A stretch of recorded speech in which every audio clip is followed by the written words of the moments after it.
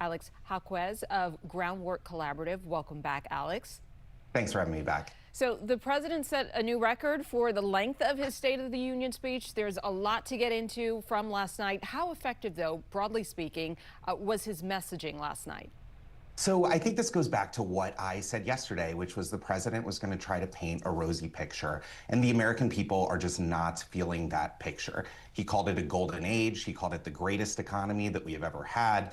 He blamed all the problems in the economy on someone else and really told the American people not to believe their lying eyes, that they should not be dissatisfied with prices in the economy because he has brought them down so much. And I don't think that's going to hold. As you mentioned, he has some of his lowest ratings ever on the economy and the cost of living. And just telling people that things are getting better isn't the same as actually doing it.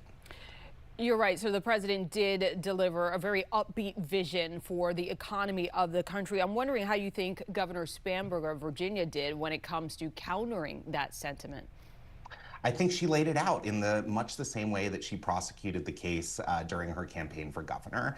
And Abigail Spanberger has been running on affordability for years now. It paid off big time last November. And she has the credibility to make the case that this is the path forward. You need to walk the walk. You need to not just talk the talk and actually bring proposals forward that are going to make a difference in people's wallets. Now, one of the viral moments of the night was when Representative Al Green of Texas was ejected from the chamber for a sign that said, "Black people aren't apes," an apparent reference to a video the president posted on social media this month of the Obamas depicted as apes. What did you make of that moment? There are going to be disruptions. I think we discussed it a little bit yesterday on both sides over the last few years. There's really just been more of this back and forth and using the State of the Union as a platform, really. It's a place to get a message out. Of course, Congressman Green, I had felt strongly about the video, as did many of his colleagues and many people out there, and chose this time to make a stand because he knew it would be on camera. And it's something that he has done before, but it's getting more and more prevalent during States of the Union, the Biden administration, the Trump and Obama before him as well.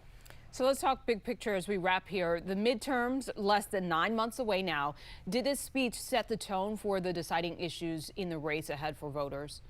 I think the deciding issues are going to be the economy. And if Republicans are out there telling their voters that they shouldn't be worried about the cost of groceries or utilities or rent, that everything is going well, prices are coming down, I really think they're going to be surprised. And so it's going to be table stakes and kitchen table issues in November. Expect to see Republicans try to pick up more of that messaging that President Trump had on prescription drugs, on some of the tax breaks to no tax on tips and no tax on overtime, but it's going to be hard to overcome the big increases we've seen elsewhere. Yeah, this speech will quickly become a distant memory as the cycle continues on. Alex Jaquez of Groundwork Collaborative, thank you so much for joining us.